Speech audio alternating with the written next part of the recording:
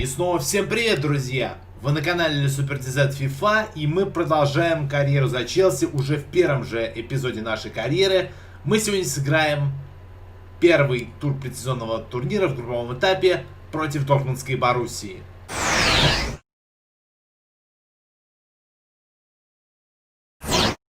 Ну что ж, сейчас мы сыграем первый тур против Дортмундской Боруссии в рамках группового турнира. И сейчас вы видите вот этот экран Dual Entitlement, который многие нам напоминают.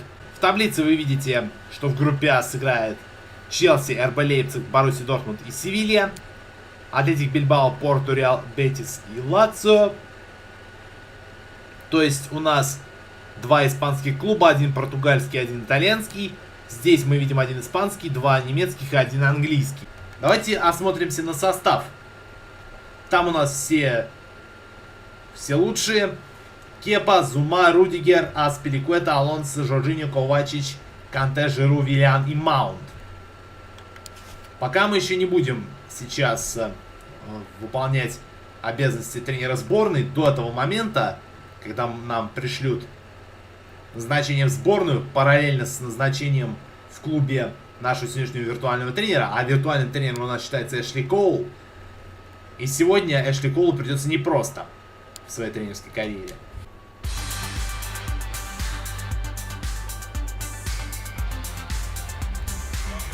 И вот вы видите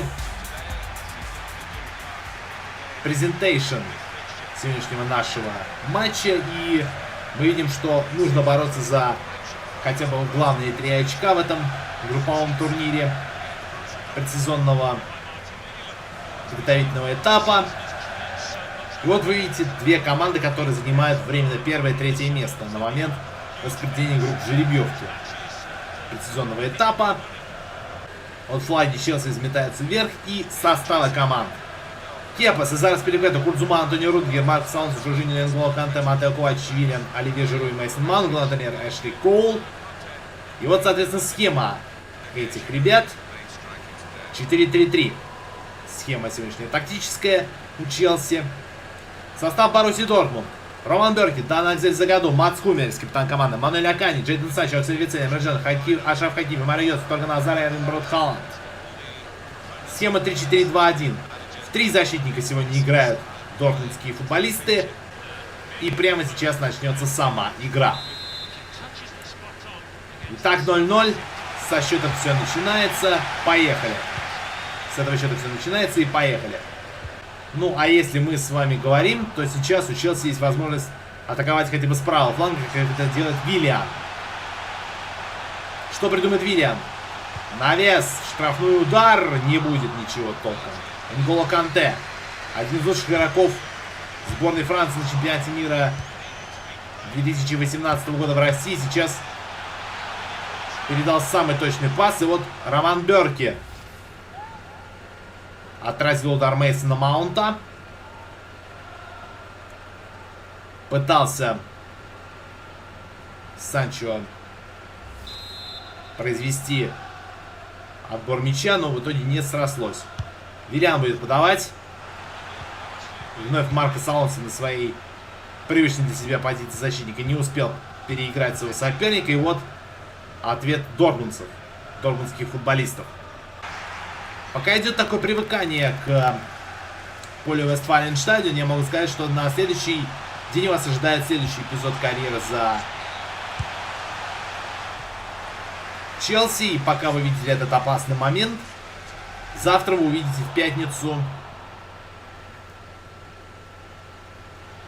хотя бы один из 2 видеоматериалов, которые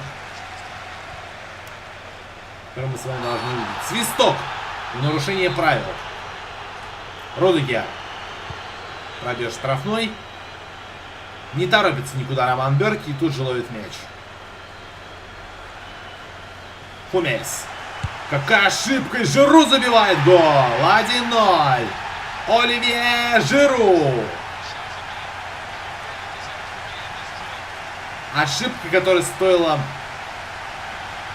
следующего паса от Романа Бёрки, тут же дает Челси небольшой успех. 1-0. Какая ошибка Романа Бёрки. Да и в том числе Матса Хуммельса, который тут же побежал на отбор мячей. Непонятный маневр сделал в момент этого отбора. И вот это празднование, которое многих удивило, я так думаю. Которое назад так просто не провести. Эрлинг Брут Халанд. Разрез передачи. Виллиан не пошел за этим мячом. Не пошел, и пришлось палить. Ух, какой момент! Чудо спасает английскую команду, лондонскую команду. А вот футболисты Дортмунда сейчас борются за мяч. Акани тут же первым поборолся. Хуммельс едва обозначил этот момент. Дал пас Акани. На кого же отыгрывать? Ни на кого практически. Удар! И отворот. Показывают арбитры. Виллиан перебежал. Но был ли офсайд же? Был ли офсайд у Джорджиньо? Это пусть решает судьи. Еще раз смотрим. Да, был офсайд. Можно согласиться с бригадой немецких арбитров, которые работают на данном предсезонном этапе. В первом туре, я имею в виду. Акраф Хакими прет вперед, как маленький танк. Убирает под свою рабочую ногу. И молодец. В данной ситуации Аспиликуэта, который нас поприветствовал в нашем нулевом выпуске, вводном выпуске карьеры за Челси. Оливье Жиру, удар! И Роман Бёрке. Эшли Коул пока что рад. Вы видите его сейчас. Телосложение, галстук, пиджак, рубашку и так далее. 3 минуты истекли. Истекли уже 3 минуты. И первый тайм завершен. Я буду, по крайней мере, сдерживаться и говорить о предстоящих матчах, параллельно идущих вместе с нашим матчем. И говорить та же самое о статистике. Атлетик Бильбао Реал Бетис 1-0. Лацио Порту 1-1. И Севилья РБ Лейпциг 0-0. Давайте зайдем в общие сведения и посмотрим, что у нас по статистике. 1-0 по голам, 7-3 по ударам, 5-0 удары в створ, 34 на 66 владения мячом.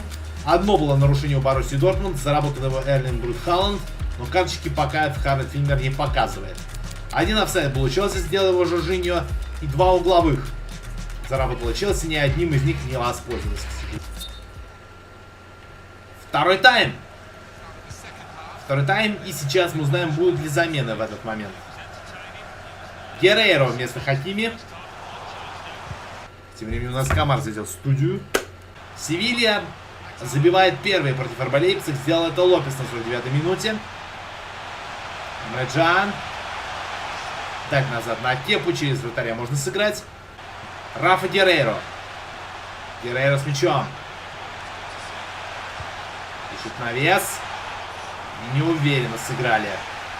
Борис Дортмунд один остался лежать, но в итоге встает. Маунт из-за году в итоге сыграл блистательно. Санчо. Хорошая позиция для аута.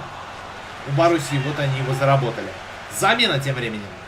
У Боруссии вместо Эмре Джана выходит 6-й номер. Это, судя по всему, если мы увидим его на телеэкране. На телеэкране мы видим Делейни. Не торопится никуда Марио Гётце, видимо, считает, что нужно побежать вперед. И делает это по своему любимому правому флангу. Алонсо легко и просто. А вот здесь нарушение правил не усмотрел Харальд Финнер. Не усмотрел. Видимо, посчитал это за ошибку. Марио Гётце при акцентированном падении. Но в итоге судья решил дать добро на эту борьбу. В подкат Рудигер не пошел. Оставляет в поле игроки Челси. А Дортмунд все еще не воспользовался моментом для того, чтобы разыграть. И можно играть, показывает рефери. Показывает немецкая бригада арбитров, если быть точным. Что же придумает Боруссия Дортмунд в отсутствии 2-3 ключевых игроков? При том, что вышел Ройс и Делейни. А вот сейчас это была некрасивая борьба. Сейчас была некрасивая борьба у ворот Кепа, мог бы Кепа травму получить. Травму лица. Как в случае с кем-то из других игроков, которые мы видели. Пенальти в гостях у кого-либо.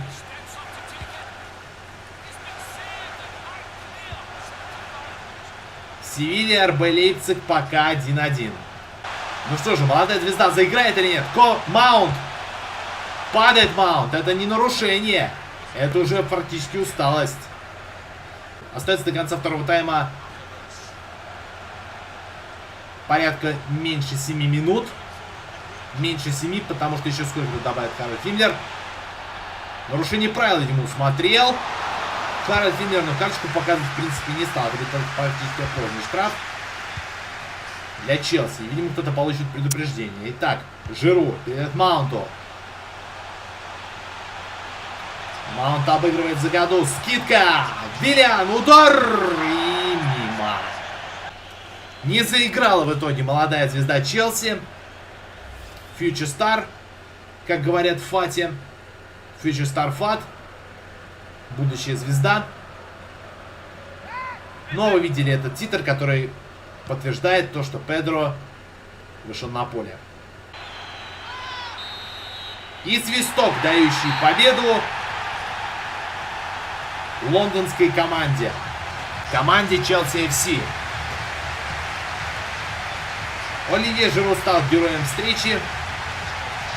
Это, на наш взгляд, кто станет фактическим героем встречи в игре, мы сейчас узнаем. Да, в игре лучшим игроком стал Оливье Жиру. Мейсон Маунт, который был первым заменен на Педро, к сожалению, не заиграл, так как хотелось бы. Соответствующие оценки получили в Боруссии Дортмунд. Вот как мы видим, что лучше всех в защите сыграл Акани и Мац Хумельс наравне с ним. А вот атака что-то подсдала у Боруссии Дортмунд. Надеемся, что такого не произойдет. Ну и я напоминаю то, что все другие видео по другим играм вы найдете на основном канале SuperTZ на 1X Games. Советую подписаться и тем более любите футбол. Пока.